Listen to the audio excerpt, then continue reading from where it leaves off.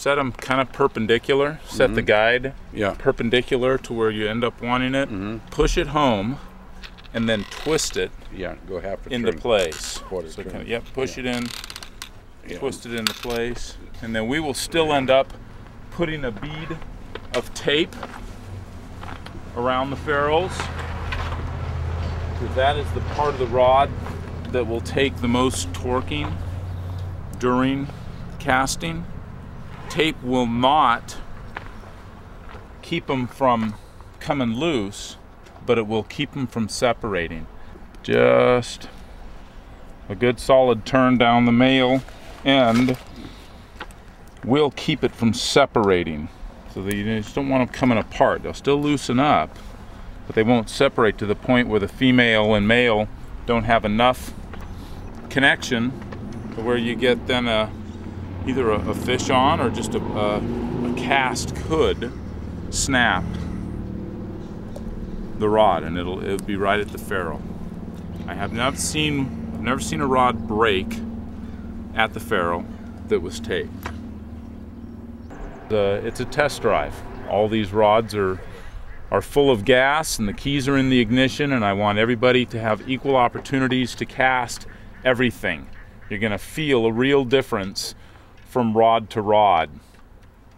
What I can almost guarantee is that your skill will improve as the day goes. So whatever rod you start with, be sure to go back and cast it again later in the day as your skill is improved, and you can feel that, oh yeah, hey boy, this rod that I really wasn't so comfortable with or whatever really starts to now feel pretty good.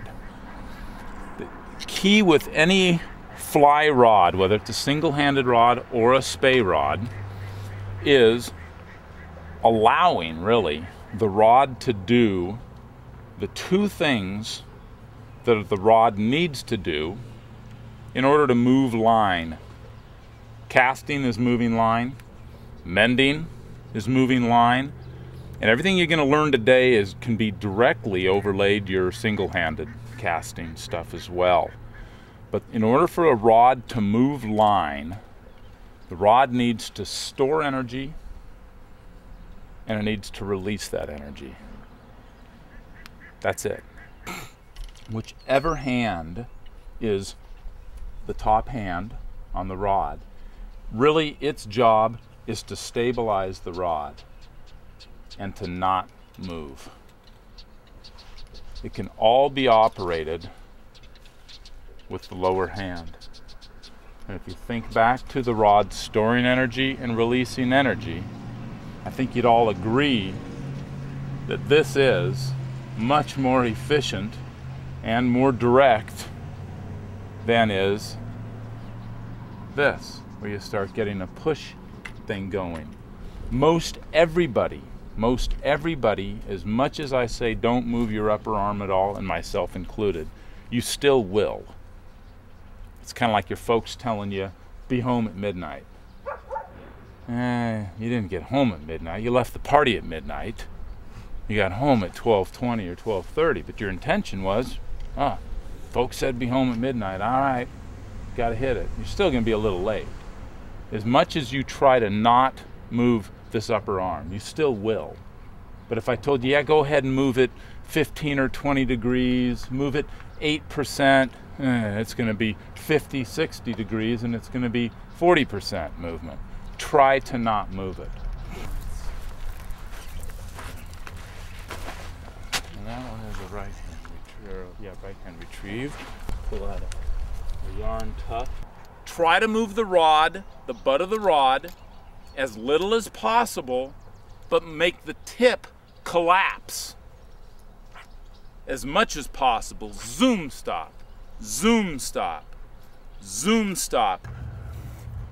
Similar to a single-handed rod, when you make in Spey casting, when we form our D loop, making our version of a back cast, the line is going to form that D shape, and I'm going to go into all of this when I start casting, giving some demonstration here. But if the rod is stopped high, when that D shape is formed, you will actually feel the tip of the rod load. just like with a single-handed rod, right? I'm going to use that rod, Bob. I'm going to hand you this one. Boom. Sweep, low to high, flick, pause, pull, stop. Sweep, low to high, flick, pause, pull, stop. Sweep, low to high, flick, pause, pull, stop. You can see the D shape in the back cast, and you can see this shape on the forecast, correct? Can you see that? Can you all see the loop? Yep. Boom. Boom.